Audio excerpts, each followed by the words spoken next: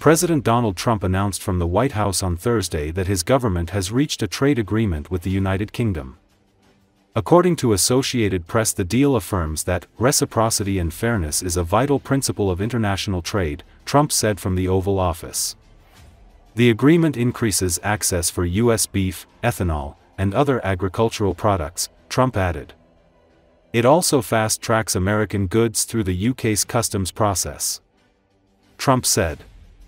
He cautioned that final details will come in the coming weeks. They're opening up the country, Trump said. The country is a little closed.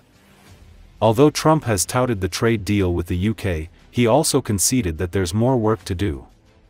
The final details are being written up, he said in the Oval Office. In the coming weeks, we'll have it all very conclusive. Trade agreements are notoriously complex and can be time-consuming to finalize.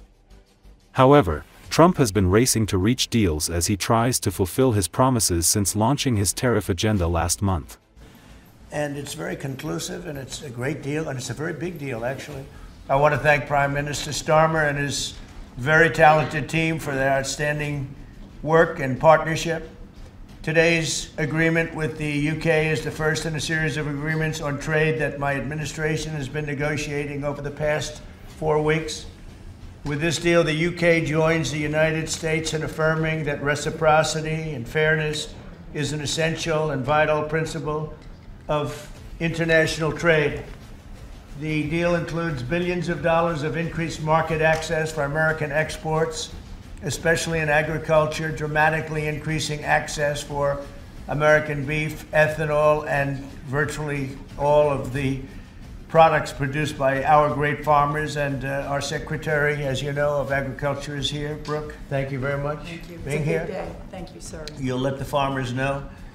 In addition, the UK will reduce or eliminate numerous non-tariff barriers that unfairly discriminated against American products, but this is now turning out, I think, really to be a great deal for both countries, because it'll be really great for the UK also. So they're opening up the country. Their country is a little closed, and we appreciate that. They'll also be fast-tracking American goods through their customs process, so our exports go to a very, very quick form of approval, and there won't be any red tape. Things are going to move very quickly both ways. The final details are being written up in the coming weeks. We'll have it all very conclusive, but the actual deal is a very conclusive one. We think just about everything's been approved. So good for both countries. Look, everybody wants to make a deal with the United States, and we're doing that, and we're going to make fair deals.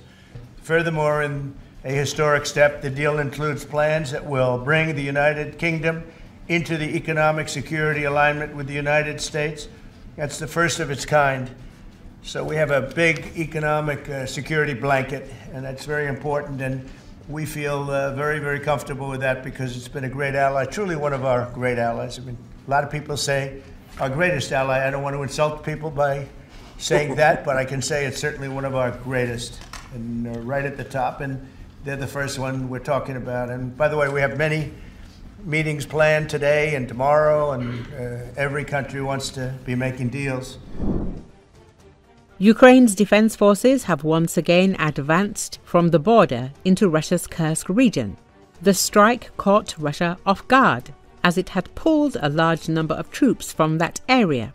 Oleksiy Hetman, Reserve Major of the National Guard of Ukraine, shared the information on Espresso TV. We can rely only on official confirmed information, because other information may not correspond to what is actually happening.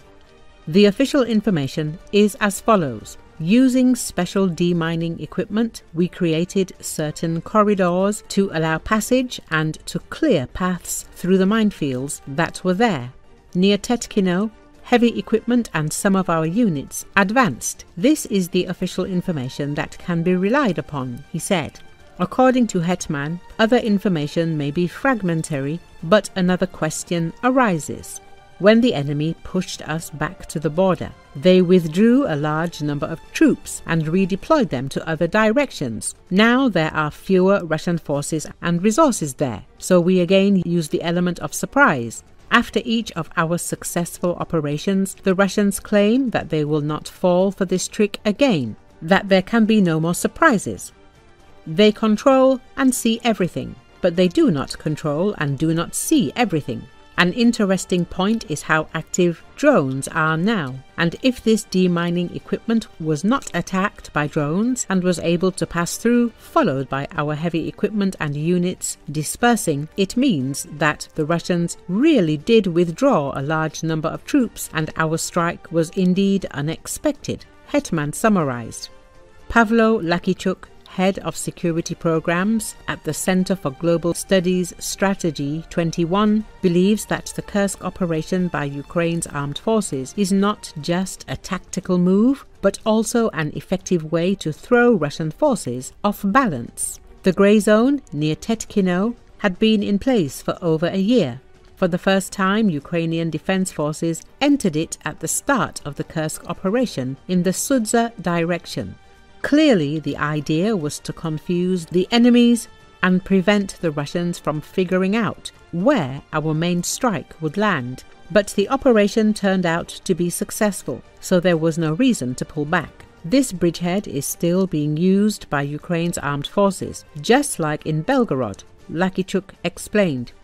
He also reminded that Ukraine's Commander-in-Chief Syrsky confirmed once again that the Kursk operation was successful and achieved its main objectives. The goal was to draw Russian reserves away, lock them in combat, inflict maximum losses and damage, and prevent them from shifting forces to key strike zones. Right now, Ukraine's defense forces are continuing these actions and doing so effectively. For example, the brigades that were positioned against our forces in the north, in the Kursk and Belgorod areas, never made it to the Pokrovsk direction, and that's very important, Lakichuk said. Chechen leader Ramzan Kadyrov briefed Russian President Vladimir Putin on Wednesday on his republic's contributions to Russia's military operation in Ukraine. According to Associated Press, Kadyrov said there are some 11,000 Chechens involved in the fighting, between defense ministry personnel, the Russian Guard and special forces. The guys carry out all assigned tasks with full dedication, he told Putin. The Chechen leader has been recently reported to have asked for resignation even though he denied the rumors as well as those of his deteriorating health earlier last year.